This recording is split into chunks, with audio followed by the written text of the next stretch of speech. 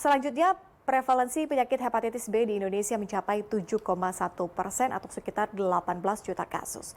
Ini tentunya merupakan angka prevalensi tertinggi jika dibandingkan dengan negara Asia Tenggara lainnya. Bagaimana kemudian Kemenkes menanganinya?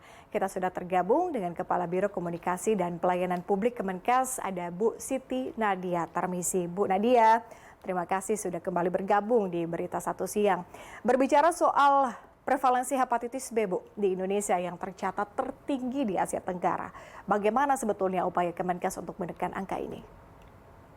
Iya, pertama yang kita harus ketahui bersama ya Mbak Patricia ya, bahwa 90% orang yang mengalami atau terinfeksi virus hepatitis itu tidak merasakan bahwa dia terinfeksi virus hepatitis, terutama untuk virus yang A, kemudian C dan A, B dan E ya. Nah, kenapa? Karena tadi sudah disampaikan ya, kalau yang untuk virus B dan C itu memang agak berbeda cara penularannya, karena dia kita tahu bisa melalui penularan dari ibu ke anak, atau kemudian dia menular melalui darah, cairan tubuh, atau perilaku seks yang beresiko tanpa pengaman, atau tadi salah satunya misalnya tertusuk jarum yang sudah terkontaminasi virus hepatitis. Tapi untuk virus hepatitis tipe A, D, E seringkali kalau tidak muncul gejala kuningnya atau tadi hanya diare, mual, muntah, itu tidak dirasakan.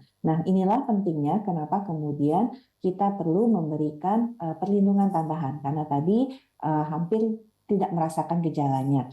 Tadi juga saya sampaikan ya bahwa kurang lebih 18 juta yang tertular virus tertular virus hepatitis B dan 2,5 juta yang dengan virus hepatitis C. Mengapa kemudian fokus kita terhadap penanganan hepatitis ini pada hepatitis B dan C? Karena umumnya hepatitis B dan C ini kalau kemudian tertular dan kemudian terinfeksi, cenderung bisa menjadi yang kita sebut sebagai kanker hati atau sirosis atau hepatoma. Dan tentunya ini menyebabkan kualitas kehidupan ke depan akan sangat menurun dikarenakan kondisi tersebut. Bu Nadia, mengenai angka kasus hepatitis yang tertinggi pada anak umur 5 sampai dengan 14 tahun, sejauh ini apa upaya pencegahan dan juga penanganan yang sudah dilakukan? Ya, jadi pertama sekarang upaya kita adalah bagaimana melakukan penawaran tes. Ada 3 tes yang kita tawarkan karena ketiga penyakit ini menular melalui vertikal dari ibu ke anak. Yang pertama adalah penyakit hepatitis, yang kedua adalah HIV, dan yang ketiga adalah sifilis. Karena ketiga ini sangat berhubungan dekat ya, karena pertama risikonya sangat besar penularan terjadi pada saat kehamilan dari ibu ke anaknya. Nah, seluruh ibu hamil di trimester pertama sekarang kita lakukan penawaran untuk melakukan screening tes untuk hepatitis, dan kemarin sudah kurang lebih 3,5 juta ibu hamil yang kita lakukan screening. Oleh karena itu kita mendapatkan data ya bahwa ternyata cukup banyak kasus yang terjadi karena penularan secara vertikal ini.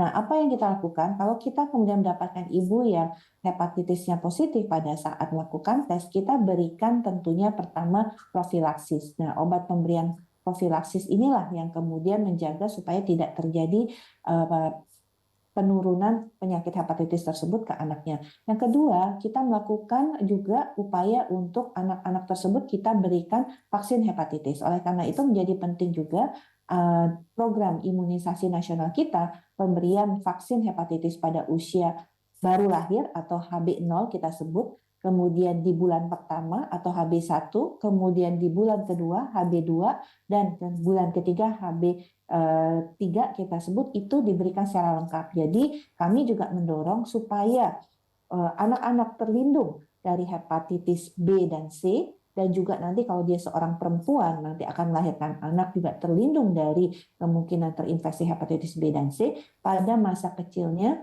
lengkapi vaksinasi hepatitis B 4 kali. Bu, kalau memang tadi Anda sebutkan masih banyak juga yang belum mengetahui atau paling tidak memeriksakan diri ya apabila ia mengidap penyakit hepatitis. Artinya apakah Indonesia bisa mencapai target 2030, Bu, bebas hepatitis B dan juga C? Ya, kita sekarang pertama adalah kita tahu bahwa hepatitis termasuk dalam penyakit-penyakit yang akan dilakukan deteksi dini ya. Ya, kita tahu di dalam transformasi layanan primer selain penambahan 14 jenis antigen dan juga ada deteksi dini atau screening yang setiap tahun harus dilakukan oleh masyarakat Indonesia dan salah satunya adalah screening terkait hepatitis ini.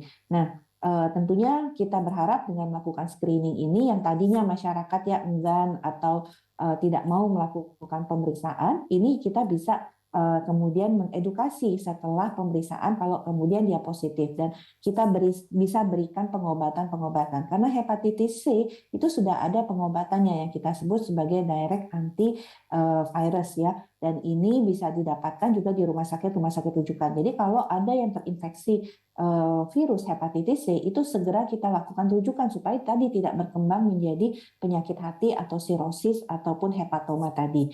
Nah, kemudian tentunya untuk mereka yang sudah kita lakukan secara rutin tentunya akan kita edukasi ya untuk menjaga jangan sampai melakukan perilaku-perilaku yang bisa tadi berpotensi menyebabkan penularan hepatitis B dan C tadi. Dan terakhir tentunya melalui mencegah supaya jangan ada anak yang lahir karena hepatitis B adalah seluruh ibu hamil kita akan lakukan penawaran tes dan screening untuk hepatitis B ini dan hepatitis C.